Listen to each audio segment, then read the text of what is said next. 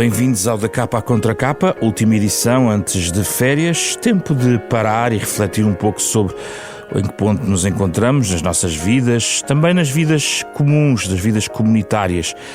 2024, 2025, um ano de muitos debates em Portugal, vários temas: imigração, habitação, saúde, os salários, as desigualdades, a justiça, os desafios para a juventude. Um ano em que os portugueses têm a arma do voto para dizer o que pensam e expressarem o que consideram ser boas ou más governações legislativas, autárquicas, presidenciais. Neste programa queremos olhar para o país, mas não de uma perspectiva partidária. Deste ponto de vista, Da Capa à Contra Capa convida duas mulheres que trabalham no estrangeiro, duas portuguesas, e convidá-las a refletir sobre o seu próprio país à distância. Mónica Ferro é diretora do Escritório de Londres do Fundo das Nações Unidas para a População, e Mafalda Rebordão é economista e atualmente lidera a estratégia de transformação digital da Microsoft para as Nações Unidas. Muito obrigado por estarem aqui no nosso programa. Uma ressalva: devido aos cargos que ocupam, ambas as nossas convidadas têm restrições relacionadas com essa posição também para se pronunciarem. Também não é o nosso objetivo falar sobre partidos e, digamos, estratégias mais políticas mais acentuadas. Queremos olhar para o país. E nada como uma pergunta aberta, digamos assim, para depois começarmos a eventualmente fechar. Mónica, como é que vê o seu país à distância neste momento? Bom dia, Zé Pedro. É uma pergunta difícil, mas é uma pergunta de facto muito apetecível, no sentido em que, para mim, Portugal é um país de oportunidades a realizar, não só as que já foi realizando, mas aquelas que ainda tem para realizar. Eu acho que o país tem mapeadas aquelas que são as principais dificuldades, os principais desafios, como devemos abordar as dificuldades, e o Zé Pedro elencou-as logo no início, mas acho também que o país tem à sua disposição uma série de instrumentos e uma série de políticas desenhadas dentro, mas também inspiradas em políticas internacionais, que nos podem ajudar a resolver aqueles que são alguns dos impedimentos para essa realização plena. E estou a pensar exatamente nas questões do debate sobre as migrações, dos debates sobre a fertilidade, dos debates sobre o eliminar as desigualdades, não só de género, mas também as desigualdades económicas e sociais. Portanto, eu gosto de ver o país sempre como um projeto em realização e que tem que acelerar esta fase de implementação daquilo que nós sabemos são as boas práticas e as boas políticas internacionais. Mónica, ainda consigo. Antes das questões políticas, não lhe parece que muitas vezes os olhares externos e internos sobre o país estão muito contaminados por uma espécie de avaliação de estado de espírito? Vogamos muito, talvez por natureza nacional, numa certa dicotomia entre alguém que está mais pessimista, outros estão mais otimistas, uns veem o copo meio cheio, outros meio vazio. Parece que há sempre uma ideia de estado de espírito que contamina uma análise mais fria, ainda que apaixonada pelo país, mas mais fria sobre o que se passa no nosso território, não acha? Sim, eu concordo plenamente. Alguém me dizia no outro dia, não caindo na armadilha dos estados de espírito ou dos estados de alma, alguém me dizia que as pessoas que veem o copo meio cheio ou o copo meio vazio não estão bem a ver a questão principal. Os copos são assim, enchem-se quando é preciso pôr lá mais água. E eu digo muitas vezes também que sou uma otimista informada, o que significa que tenho muita noção das dificuldades e dos obstáculos. Mas também se diz que quem está fora é mais otimista, Mónica. Quem vê de fora. É mais otimista porque nós não nos conseguimos concentrar em todos os debates, Zé Pedro, e portanto nós muitas vezes temos uma imagem global que é muito filtrada pela nossa maneira de ver as coisas, não é?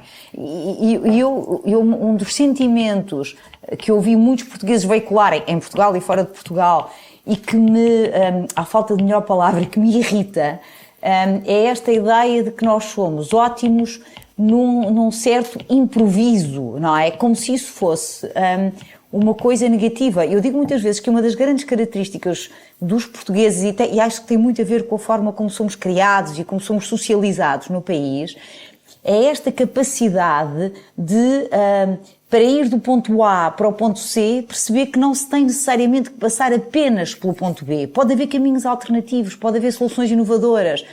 E nós, quando falamos de nós, dizemos que somos um povo que improvisa bem, fazemos-lo com um tom pejorativo, quando na realidade este improviso resulta de uma grande flexibilidade mental, resulta de anos de história em que tivemos que encontrar caminhos alternativos para um destino que sabíamos que era o que queríamos, não é? E, portanto, eu diria que uma das coisas que me transtorna muitas vezes, eu acho que o Zé Pedro e a Mafalda sabem, e talvez algumas pessoas que nos estão a ouvir hoje sabem também, eu estive deputada. E, portanto, uma das coisas que sempre marcou a minha passagem pelo Parlamento era a vontade que eu tinha de que todas as decisões fossem baseadas em provas, fossem baseadas em dados, fossem baseadas em informações que fizessem com que as políticas adotadas fossem não só efetivas, mas fossem também sustentáveis, não é? E é por isso que hoje trabalho para o Fundo das Nações Unidas, para a população que, na maioria dos países em desenvolvimento, tem este papel de dar aos Estados dados para que possam planear o seu desenvolvimento socioeconómico. Portanto, eu diria que este estado de alma só pode ser substituído por bons dados para boas políticas públicas. Mafalda, a mesma questão de base e aberta, como é que olha para o país à distância? Eu acho que a Mónica tocou aqui em muitos temas, na verdade, com os quais me identifico muito. Eu diria, já que estamos a falar sobre estados de alma e otimismo, eu diria que me classifico como uma possibilista, ou seja, prefiro olhar para as possibilidades que existem no país, tal e qual como a Mónica dizia, é um otimismo informado, ou seja, sabendo as limitações e os problemas que o país tem neste momento, e eu diria até, na minha perspectiva, enquanto jovem com menos de 30 anos, que são uma série de temas que me preocupam, nomeadamente o tema da habitação, ou as oportunidades, e neste caso eu diria a mobilidade social, que são temas que me preocupam vivamente, mas também acho que é muito importante olharmos para os dados, e acho que o facto de estarmos fora nos permite esta oportunidade de uma comparação mais informada sobre o que é que acontece em Portugal versus o que é que acontece noutros países, quer seja na Europa, quer seja no meu caso agora também nos Estados Unidos.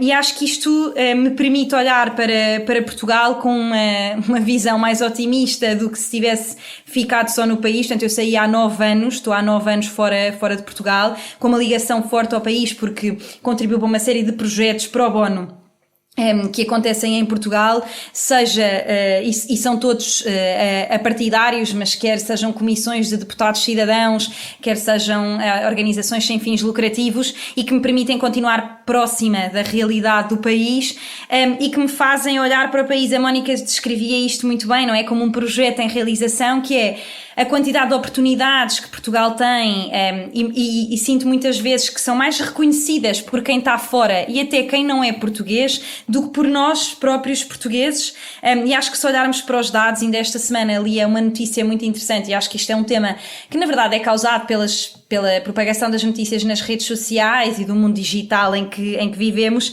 que dizia que na verdade o crime em Portugal aumentou 0, algo por cento, não me recordo agora o número, mas a quantidade de noticiários sobre o crime em Portugal aumentou 130% nos últimos tempos. Portanto, isto faz com que as nossas percepções, a nossa percepção e o que são os dados, a realidade que existe de facto no país, sejam dispares. Agora, continuo muito preocupada com temas como a habitação jovem, como a mobilidade social, como vos dizia há pouco, porque acho que estes são temas que nos permitem olhar para o país no futuro, que é um tema que me preocupa mais do que olhar para o que aconteceu no país nos últimos X anos. Isto preocupa-me menos, ainda que a história seja muito importante para que não tenhamos tendência de a repetir, em especial a má parte da história, mas preocupa-me muito o futuro, porque um país em que a educação está comprometida, que é o que eu vejo no país atualmente, em que não existe uma preocupação, e sinto que esse debate tem vindo mais à tona,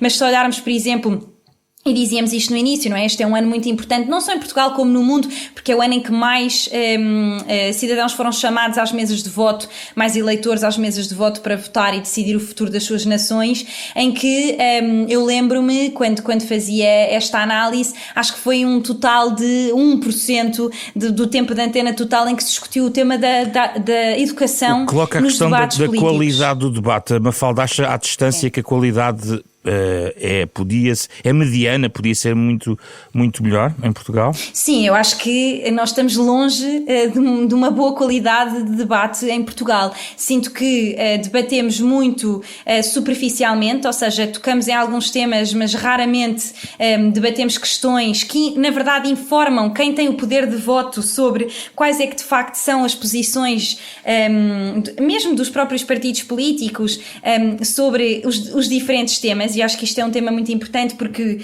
eu acho que um dos temas mais importantes é garantir que os cidadãos estão informados quando votam, e eu acho que isso é um tema essencial, mas diria que a qualidade do debate, mesmo nós, enquanto cidadãos, podemos melhorar a qualidade do nosso debate. E isto também passa pelas fontes de informação que consumimos, se confirmamos ou não a veracidade da informação que estamos a consumir. Eu acho que isto é um tema cada vez mais importante, em especial na minha geração, porque nós consumimos maioritariamente a nossa informação nas redes sociais. A minha questão é, e depois também gostava de ouvir a Mónica sobre isso, é se, Mafalda, esse é um problema português ou revela, ou por todos os lugares onde tem passado a Mafalda, tem encontrado estes problemas na qualidade do debate das sociedades?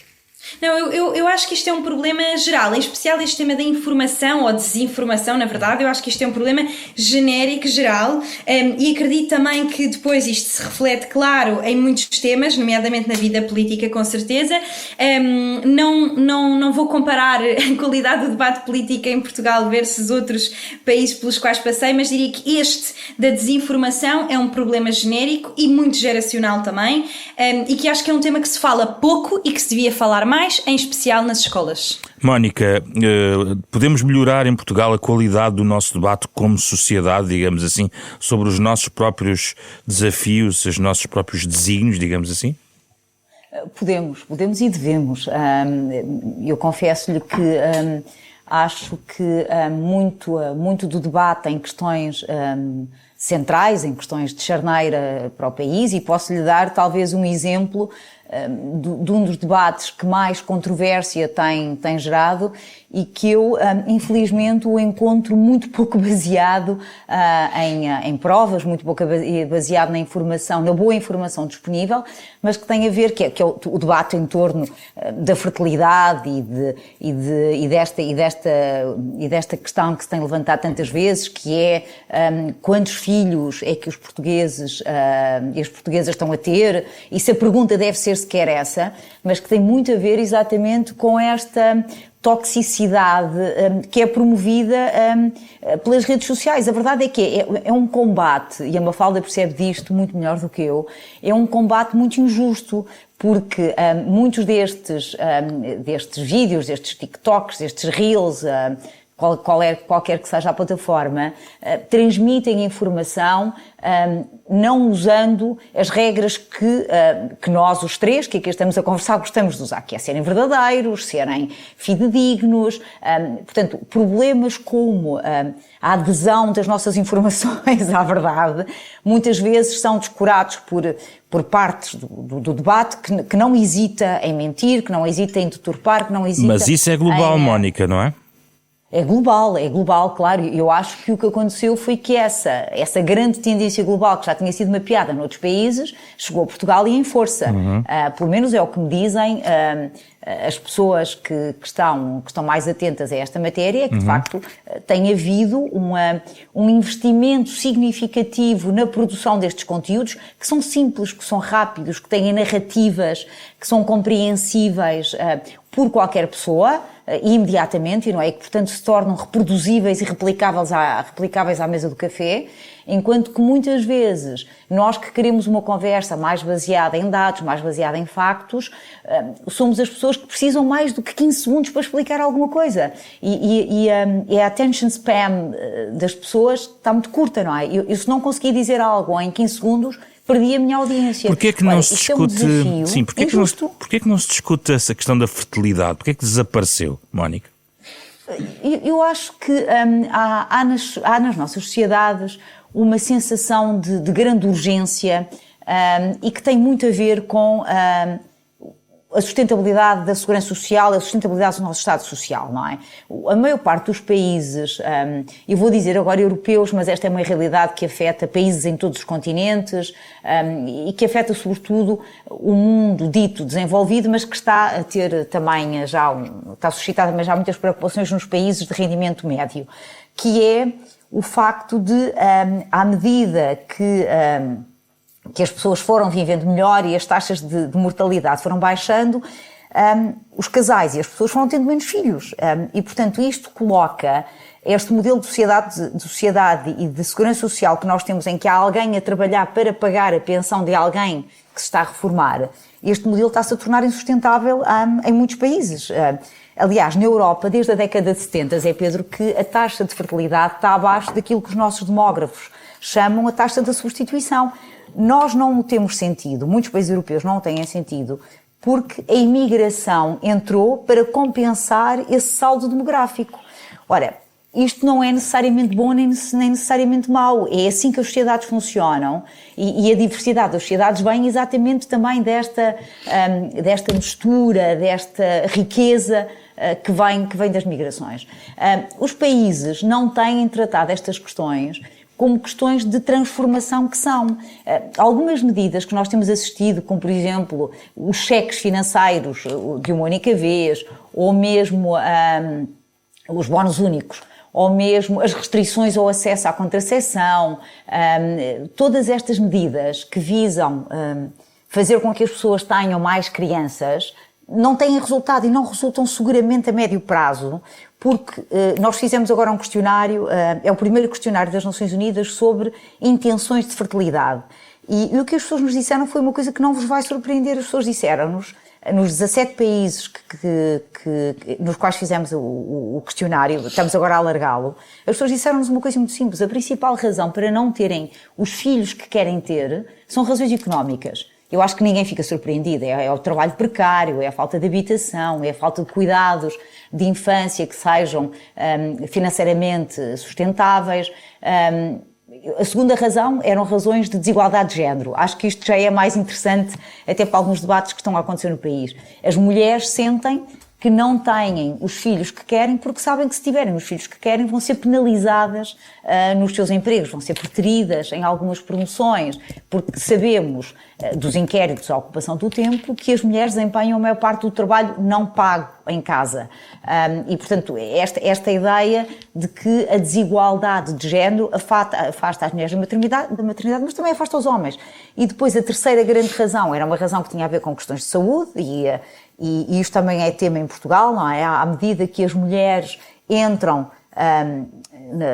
no mercado de trabalho, elas entram cada vez mais tarde, porque completam cada vez mais estudos e, portanto, muitas delas começam a ter filhos mais tarde. E isto significa que há problemas de fertilidade associados. E, portanto, os Estados têm que investir também, não só no acesso à contracepção, mas também no acesso a tratamentos de fertilidade. O último tema, que eu acho que só esse tema dava um programa inteiro, é a quantidade de pessoas, 1 em cada 5, que nos dizem que não têm os filhos que querem porque não têm esperança no futuro, porque têm medo das pandemias, das guerras e das alterações climáticas. Isto sim me parece que é quase um desafio civilizacional. Mas esta é uma questão, nós sabemos isto, nada disto é novo. A beleza dos dados demográficos é como são recolhidos de 10 em 10 anos, são dados seguros. E, no entanto, nós estamos a ter conversas sobre preferências, quando na realidade não é preferências. Nós não estamos a tratar de preferências. Sim, Mafalda, a Mafalda fez muita intervenção, digamos, de apartidária, com vários coletivos, várias plataformas. Ainda o ano passado estava a dinamizar, eu não sei em que ponto isso, entretanto, ficou um coletivo que tinha um conjunto de ideias a propósito dos 50 anos da Revolução, digamos assim, um olhar sobre o país. E estas matérias relacionadas com o futuro e a necessidade a questão demográfica, mantém-se no mesmo ponto em que a Mafalda o encontrou quando reivindicavam estes coletivos, estas plataformas que são de várias idades, digamos, mas uma nova geração de lideranças reivindicava uma reflexão e um outro caminho para o país?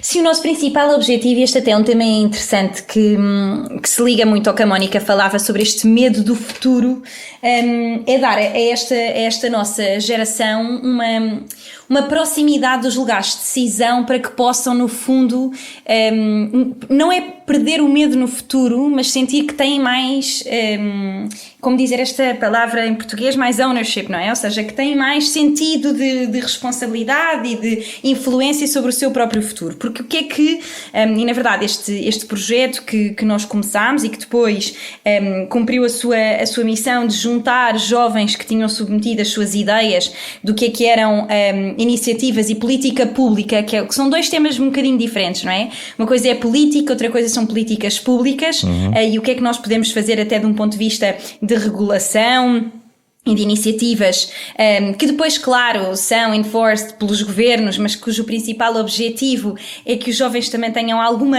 voz na matéria nestes temas, e o objetivo foi que estes jovens conseguissem chegar, no fundo, submeter as suas ideias e chegar aos lugares de decisão, ou quem está nesses lugares de decisão, para transmitirem as suas são ideias, ouvidos ou não? projetos e realização. E esse é o tema muito interessante, que é, eu acho mesmo que os jovens são ouvidos. O que existe muitas vezes é uma grande barreira entre os jovens e conhecer esses líderes, saber quem é que tem esse poder de decisão. E, portanto, o que nós tentámos fazer foi fazer essa ligação e ligar os jovens a esses lugares de decisão. E o principal objetivo era, de facto, que conseguissem ter mais controlo e que se aproximassem mais do sistema, porque o que nós sentimos muitas vezes é que, e isto acontece, lá está, nós estávamos a falar sobre a desinformação e a Mónica falava sobre sermos expostos aos algoritmos. O que acontece é que nós, principalmente no lado da tecnologia, temos esta grande responsabilidade de garantir que as pessoas continuam a ser expostas a uma panóplia de informação suficientemente lata que lhes permita estabelecer a sua opinião. Porque o que é que acontece? Quando nós queremos consumir sobre um conteúdo, o que acontece é que os algoritmos nos mostram mais sobre este conteúdo. Então, se eu tiver uma tendência natural para consumir sobre o tema X e ter a opinião sobre o tema X, vou ser exposta a conteúdos, informação, vídeos que me vai provar mais ainda esse ponto. E isso não é saudável, ou seja, nós devemos ser expostos a uma panóplia de informação suficientemente oposta ou suficientemente dispar que nos permita estabelecer uma opinião informada sobre os temas.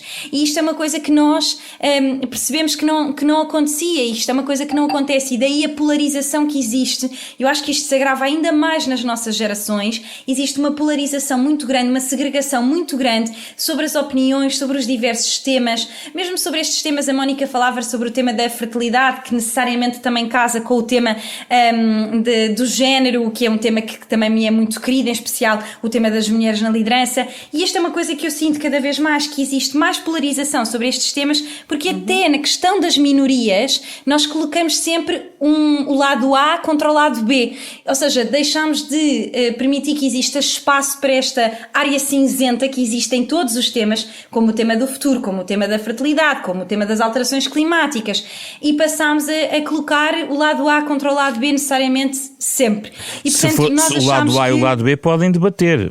Existem debates entre os dois lados, não é? Devem debater, o lado A e o lado B devem debater, porque isto permite que muitas vezes o lado A mude de opinião para o lado B ou vice-versa. O problema é esse. Isso não aconteça. O problema é esse, é que não há grandes pontos, como aparentemente o debate está radicalizado, quer dizer, há a tal polarização que a Mafalda estava a falar. Exato, deixou de existir espaço para um debate moderado, e eu acho que esse é que é o tema, não é? Ou seja, deixámos de poder ter espaço para ter uma conversa sobre os temas, e deixou de existir abertura também dos dois lados para que isso aconteça. E eu lembro-me de uma das primeiras conversas que até tive num contexto nada a ver com este, na verdade era um contexto de carreira, em que uma das minhas primeiras mentoras me dizia que uma das maiores provas de inteligência é nós estarmos abertos a mudar a nossa opinião. E eu sinto que se não ouvirmos o outro lado, ou seja, se não formos expostos a informação fidedigna sobre o outro lado também, não temos como promover esse debate e mudar a nossa opinião. Portanto, esse é um dos nossos grandes temas de preocupação, é que os jovens continuem informados, que estejam ligados ao poder de decisão, porque o que acontece é que muitas vezes os líderes perpetuam muito tempo nos cargos e, portanto, deixam de ter mais contacto com os jovens e os jovens também menos contacto com a liderança e, portanto, existe muito mais esta necessidade de ir contra o sistema. Portanto, estes coletivos, estas iniciativas, quer a Comissão de Cidadãos, todos os projetos em que me fui envolvendo, são muito nessa esperança de promover esse debate. E até devo dizer-vos que o último debate que fizemos a propósito desta Comissão de Deputados Cidadãos dos 230 foi feito na Assembleia da República num momento em que estávamos prestes a ir a eleições. Portanto, a Assembleia da República abriu portas para que pudéssemos fazer o debate lá dentro com este objetivo. Portanto, também é importante desmistificar esta ideia de que os líderes não nos querem ouvir e de que não há abertura destas instituições para ouvir os jovens. Mónica, questão...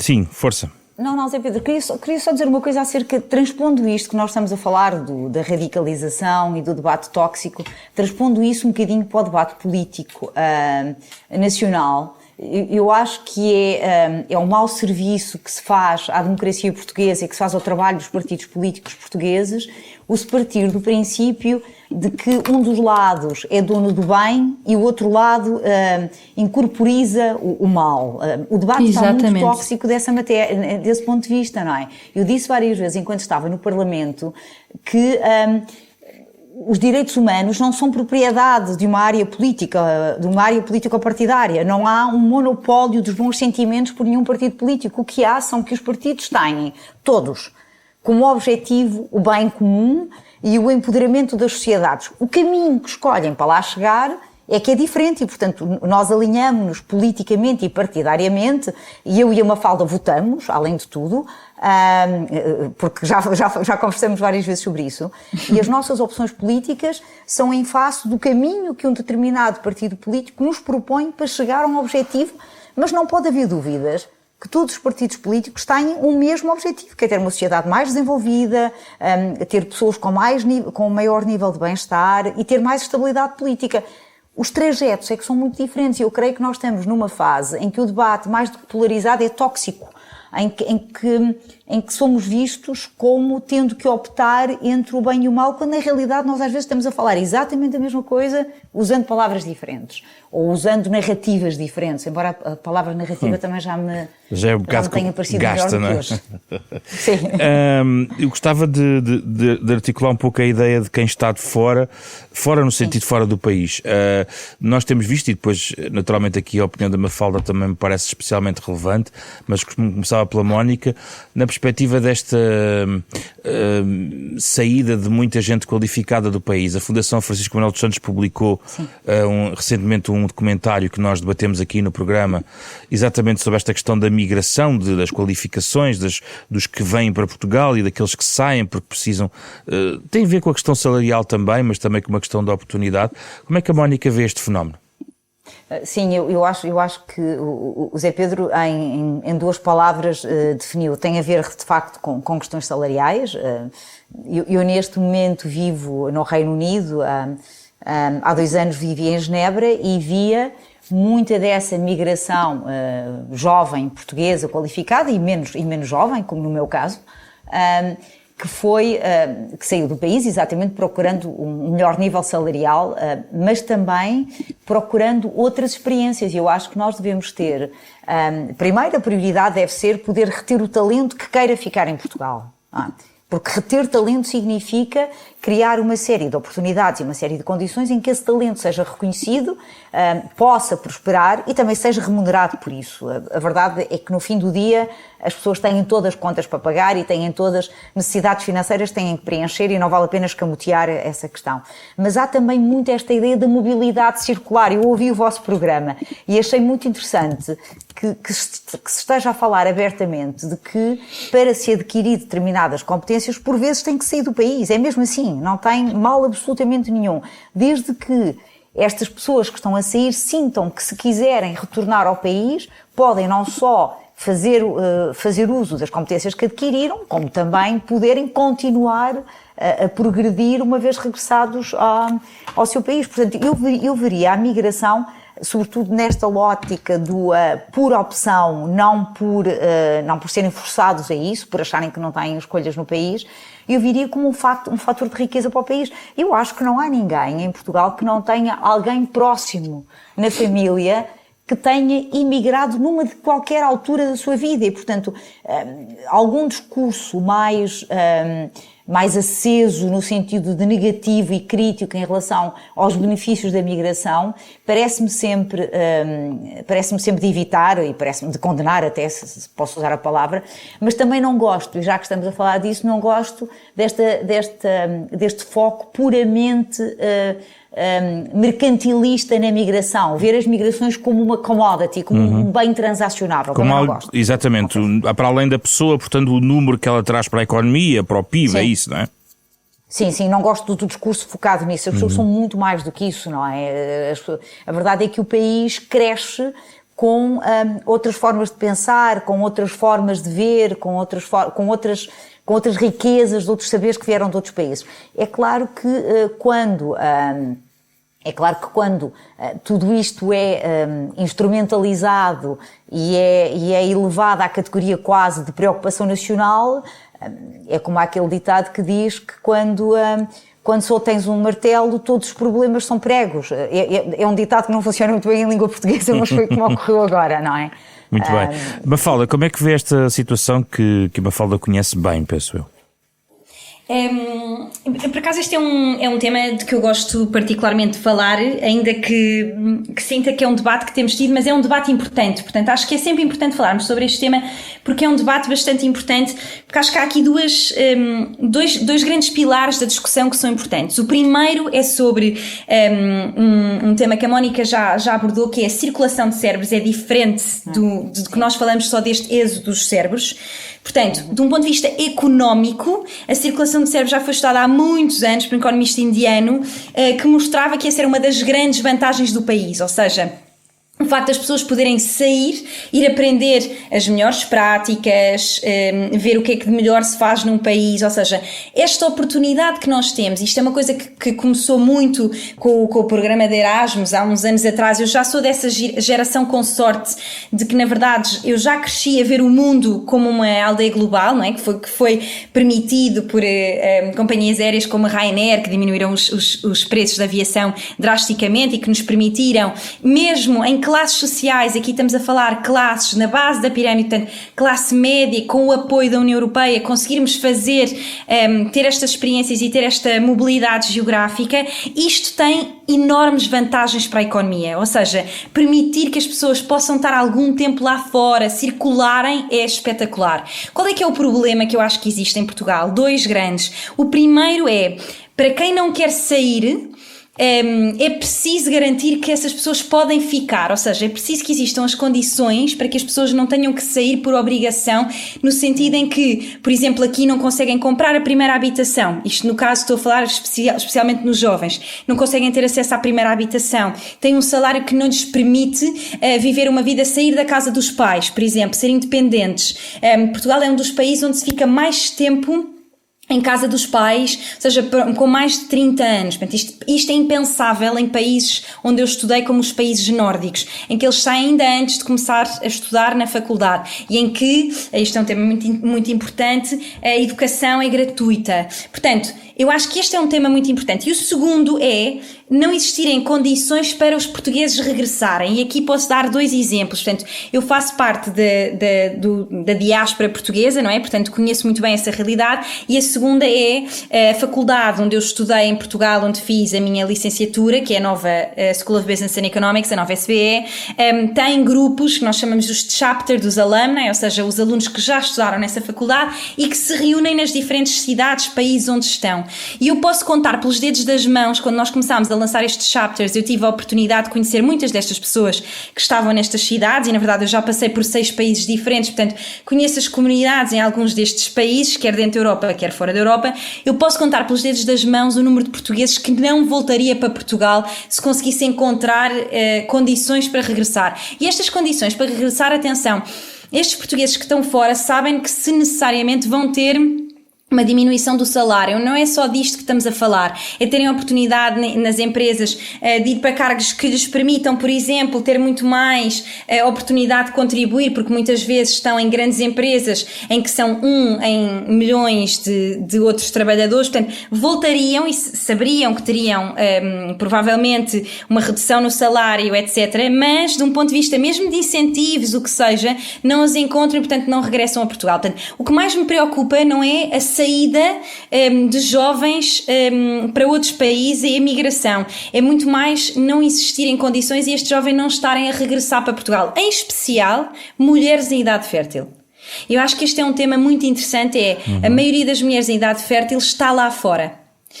E portanto, para um país que está necessariamente envelhecido, e que nós falávamos sobre este tema da fertilidade e portanto trago novamente para cima da mesa, para um país que está necessariamente envelhecido, em que nós sabemos que a maioria da população portuguesa neste momento, e vemos o futuro da nossa segurança social em risco, etc., o que mais me preocupa é o facto destas mulheres estarem lá fora e não existirem incentivos para regressarem. Portanto, eu diria que esta circulação de cérebros como um todo, de um ponto de vista económico e de um ponto de vista individual, tal e qual como a Mónica dizia, olhando menos para o fator macro da economia e olhando mais para a perspectiva de cada um, é super enriquecedora para os portugueses. Eu acho que isto é uma coisa que os portugueses têm, que eu não vejo outras nacionalidades a ter, este apetite, esta boldness, não é? Esta audácia para sair, para fazer, para conhecer, e que tem este sentido de adaptabilidade que não encontro noutras nacionalidades. A Mónica falava, por exemplo, que teve em Genebra. Isto é uma coisa que, se olharmos para esse tipo de países, nós não vemos o mesmo tipo de adaptabilidade que vemos nos portugueses, mas depois falta, de um ponto de vista de políticas públicas, encontrar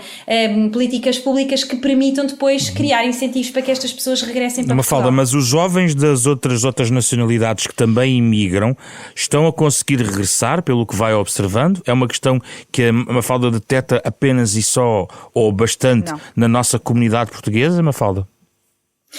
Eu não sei, Mónica, se tem os dados consigo, eu não tenho, ou seja, eu não consigo dar essa opinião em relação a Portugal versus outros países, exatamente, porque acho que as percepções e os dados, não devemos misturar as percepções e os dados, porque eu tenho a minha amostra, ou seja, a amostra a que eu tenho acesso é muito mais de como é que os portugueses estão a fazê-lo, ainda que tenha muitos amigos internacionais, são de países muito específicos, como é o caso do UK, como é o caso da Suíça, como é o caso dos países nórdicos, que são países em que necessariamente os salários já são altos, portanto eles regressam e continuam a ter salários altos. Ainda assim, estes jovens saem na mesma. Porquê? Porque querem conhecer outras realidades, porque as empresas têm sedes noutros países e querem estar próximos dos lugares onde são tomadas as decisões, que são as sedes de outros países. Portanto, Mónica, deixa eu comentar se tiver de facto Mónica, esses dados.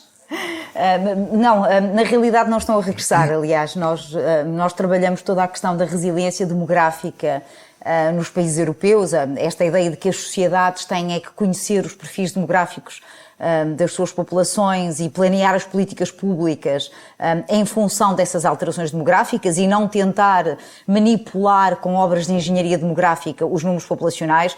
Eu confesso que não consigo subscrever a discursos políticos que dizem que o país X ou o país B deve ter um determinado número de população. Não há provas científicas nenhumas sobre qual é que é o ótimo populacional. O que Portugal devia fazer agora, por exemplo, era perguntar às pessoas quantos filhos é que elas querem ter, não quantos têm, é quantos é que elas querem ter, fazer um diagnóstico de todos aqueles problemas ou de todas aquelas questões que eu falava há pouco e começar a resolvê-los uma a uma. Repare, todas as questões que eu levantei há pouco acerca da fertilidade são resolúveis. Então deixe-me só aqui citar o relatório do Estado da População, talvez para aqui, fique aqui na zona de conforto institucional também para a Mónica, porque é importante falar também de uma questão que é muito quente neste momento no debate político em Portugal, mas que eu quero abordar na perspectiva macro e sem centrar-me naquilo que está a ser debatido em concreto, que tem a ver com a questão das mulheres, das famílias e da possibilidade das mulheres fazerem parte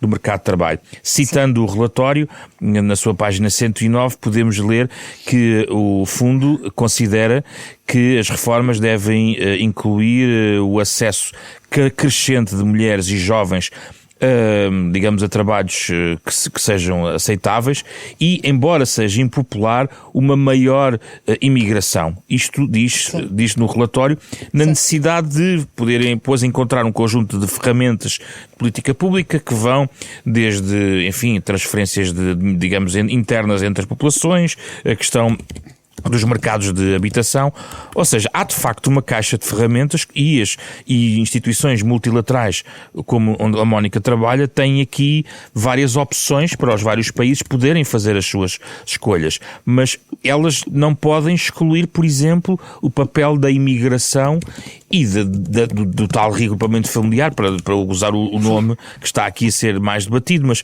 a ideia de trazer as mulheres também para os mercados de trabalho e pô-las a contribuir, independentemente da sua nacionalidade. Essa é a questão fundamental. Aliás, estes relatórios servem exatamente para isso, para fornecer aos Estados aquilo que muito bem designava como uma caixa de ferramentas, de soluções que têm sido testadas em vários países, algumas com mais sucesso, outras com menos sucesso e, portanto, são corrigidas, mas que mostrem aos Estados que obras de engenharia demográfica não funcionam. Nós não podemos determinar o número e depois desenhar políticas para atingir esse número. Nós temos que perceber como é que podemos trabalhar as populações que temos. A imigração tem sido fundamental para manter os equilíbrios demográficos em toda a Europa. Aliás, eu ia dizer, na Europa de Leste, o que nós verificamos é que a baixa demográfica que tem existido nos últimos anos é resultado exatamente de um elevadíssimo número de jovens que têm imigrado para os países da União Europeia e que não querem regressar, porque não veem nos seus países de origem este acervo de condições que o Zé Pedro acabou de elencar também. E, portanto, tendo uma caixa de ferramentas e garantindo, por exemplo, o papel das mulheres, nós temos muitos países que nos dizem que acham que aumentar o número de migrantes no país para compensar a falta de mão de obra disponível para trabalhar num determinado momento poderá ser uma solução muito controversa. Ou para compensar a questão da fertilidade, não é? E para compensar a questão da fertilidade. A minha pergunta é, mas nós temos a certeza de que os países têm todos realizados a igualdade de género, que todas as mulheres que querem trabalhar o podem fazer em igualdade de oportunidades? A resposta é não nenhuma. Aliás, os dados dizem-nos que vamos demorar cerca de 5 gerações até se atingir a igualdade de género no mundo. Portanto, há aqui um grande capital de mão de obra, um grande contingente de mão de obra que está disponível para ir para o mercado. E quando me dizem que trabalhar estes temas é complexo porque as questões da igualdade de género são complexas, não são até bastante simples. As questões da igualdade de género são as questões que têm a ver com os papéis atribuídos a cada um dos géneros. E eu dou sempre um exemplo muito simples. Antes da democracia, as mulheres em Portugal não podiam ser juízas, não podiam ser diplomatas. E hoje podem. O sexo delas não mudou. O que mudou foi o papel de género. Aquilo que as sociedades têm crescido para acolher mais papéis, para atribuir mais papéis a cada uma das pessoas. E no caso das mulheres é isso, não é? Se nós abríssemos de facto o mercado de trabalho de uma forma igualitária às mulheres, nós teríamos aqui um contingente de mão de obra qualificado, com vontade, pronto, para colmatar algumas dificuldades. Mas como é que fazemos regressar aquelas mulheres que estava a falar a Mafalda, aquelas que em idade fértil, que deveriam regressar, estas mulheres portuguesas que eventualmente gostariam de estabelecer-se familiarmente também no seu país de origem? Que políticas existem ao dispor dos Estados? Sim, na realidade nós estamos a falar em fazer regressar as pessoas que queiram regressar ao país, independentemente do contributo específico que possam dar ao país e do contributo que queiram dar. E isso tem a ver, de facto, com se criar condições que permitam as pessoas terem uma vida mais digna. E as pessoas dizem-nos o que isso é, não é? É ter acesso a trabalho seguro, a trabalho bem remunerado, é ter acesso à educação de qualidade, é ter acesso a um Serviço Nacional de Saúde que permita, sem discriminação com base nas questões de bem-estar financeiro. Desculpa, de vez em quando faltam algumas palavras em português. Mas é exatamente isso. Aquilo que nós... Eu tenho 52 anos. Aquilo que fez com que muitas pessoas da minha geração tenham conseguido vencer ou quebrar o ciclo da pobreza, que é o chamado elevador social, não é? O Portugal precisa urgentemente de reparar o elevador social, porque é isso que vai permitir às pessoas sentir confiança em poder voltar para o país, aquelas que saíram porque se sentem forçadas a sair, não aquelas que saíram por opção. Essas voltarão por outras razões. Estamos quase a terminar. Mafalda, alguma nota adicional sobre este ponto, antes de eu colocar uma última questão? Eu diria só que este tema do elevador social é exatamente este tema da mobilidade social. Em Portugal, e estes últimos dados, a Fundação Francisco Manuel dos Santos todos os anos publica estudos sobre este tema e nós vemos que a melhoria da mobilidade social em Portugal não aumenta. E o que é a mobilidade social? É para uma pessoa, que na verdade é o meu caso, por exemplo, que está numa classe média ou uma classe baixa dos rendimentos, conseguir chegar a uma classe alta de rendimentos. Portanto, é a mobilidade que existe entre as classes quando se vem necessariamente da base da pirâmide social, basicamente. Isto é uma coisa que nós vemos em países como os países nórdicos, que acontece muito rapidamente, e quando uma mulher como eu decidir ter filhos, vou necessariamente pensar sobre isto, que é: qual é o país que me vai permitir dar aos meus filhos melhores condições, porque eu necessariamente vou ter melhores condições, e isto passa, na minha opinião, é uma opinião pessoal sobre a educação. Acho que é um dos temas principais, é o tema da educação, porque isto nos permite depois fazer melhores políticas públicas, aumentar a riqueza, que é um tema que parece nos últimos tempos que virou um bocadinho tabu, mas eu acho que toda a gente concorda que um país com riqueza, e quando dizemos riqueza, é riqueza para todos, com mais riqueza é um país melhor para se viver, que tem melhores condições, é o melhor país para se viver. Eu acho que este tema da mobilidade social, e eu volto a tocar outra vez neste tema da educação, é um tema em que não existe debate suficiente em Portugal. Eu acho que este debate não passa só pelo tema político. Mafalda, melhoraram os indicadores, são mais qualificados. Mas não suficiente, não é? Porque, ou seja, nós somos mais qualificados, mas eu falo mesmo de educação primária, ou seja, nós, nos próximos anos, arriscamos a não ter professores para ensinar nas escolas. Não estamos só a falar dos níveis de educação com que as pessoas saem, mas a garantir que as próximas gerações, ou seja, se eu quiser ter filhos a estudar nas escolas nos próximos anos em Portugal, vai haver professores para ensinar os meus filhos? Estamos a dar aos professores condições suficientes para que queiram ficar? A classe é suficientemente atrativa para que mais pessoas queiram tornar-se professores em Portugal? Não é o que vemos. E os dados também nos mostram isso, ou seja, que os professores estão cada vez mais envelhecidos e cada vez menos pessoas a seguir a profissão. Portanto, isso é um tema que nós vamos considerar e, portanto, quando há esta pergunta de que políticas públicas é que podemos ter, eu acho que, mais uma vez, a educação é um tema que não estamos a debater suficientemente, com um grande foco também na classe docente. Temos 3-4 minutos só para terminar. A Mónica, fechamos com esta questão. E a democracia? Sente a democracia no caminho em Portugal num caminho de erosão, de consolidação, no mesmo padrão em que a Europa está a seguir, do que o Ocidente está a seguir? Há pouco a Mafalda falava da questão dos jovens serem ou não serem ouvidos. Qual é a sua percepção, Mónica? Acha que estão mesmo a ser ouvidos e a democracia está a ser construída por todas as mãos disponíveis para uma boa construção social?